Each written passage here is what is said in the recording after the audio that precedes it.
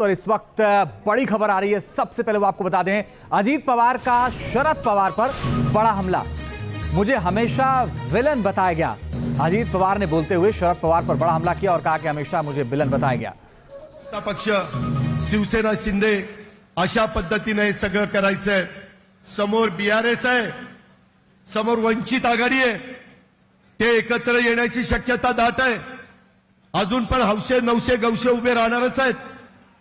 त्याच्यामध्ये हे जे काही काँग्रेस आणि शिवसेनेची आघाडी ती तर कशी होणार आहे मला माहिती नाही, कारण त्याच्यात पण बऱ्याच खाचा खोचा आहेत। त्या सांगून मी आपला सगळ्यांचा वेळ घेत नाही, पण माझी हात जोडून विनंती आहे, मी कुणाचाही अपमान केला नाही। मी गेल्या 40 वर्षाच्या 30 वर्षाच्या राजकीय जीवनात अनेक गोष्टी सहन केल्या। अनेकदा मी माघार घेतली, अनेकदा मी कमीपणा घेतला, अनेकदा आमच्यावर गुगली टाकली तरी मी सहन केली।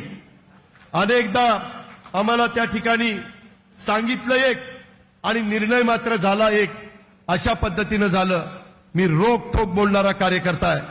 मी जर एखादं काम होणार असेल तर हो म्हणून सांगतो, नसेल तर नाही म्हणून सांगतो।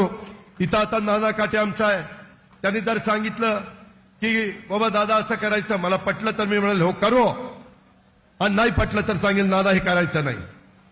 शेवटी आपणच आपल्या कार्यकर्त्यांना, आपल्या घरच्या माणसांना कशा करता खेळवायचं, कशा करता बनवायचं, कशा करता बदनामी करून द्यायची। त्या षण्मुखानंद आपल्या हॉलमध्ये, त्याच्यात षण्मुखानंद नाही, त्या यशवंतराव चव्हाण प्रतिष्ठानच्या हॉलमध्ये लोकांनी मलाच विलन केलं। मला सांगितलं होतं मी करू काय, की बाबा मी सांगितलं सोनिया गांधी जसं वर बसल्यात आणि खरगे अध्यक्ष आहेत तशा पद्धतीनं साहेब मार्गदर्शन करतील, वरिष्ठ नेते मार्गदर्शन करतील, दुसरं त्यांच्या डोळ्यासमोर तयार होईल। काय चुकलं माझं? मला सांगितलं होतं, मी केलं। आज परकीय मुद्दा निघाला, 4 महिन्यातच वासनात गुंडाळून ठेवला।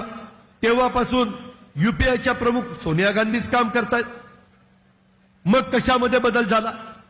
हे जे काही वेगवेगळ्या पद्धतीनं चाललेलं आहे मित्रांनो, यावेळेस मंत्रिमंडळामध्ये पहिल्या टप्प्यात भाजपच्या वरिष्ठांनी सांगितलं की 9 जागा मिळतील। आधी वेगळ्या ठरलं होतं, पण ते म्हणले दादा आता 9 घ्या, नंतर बाकीच्या घेऊ।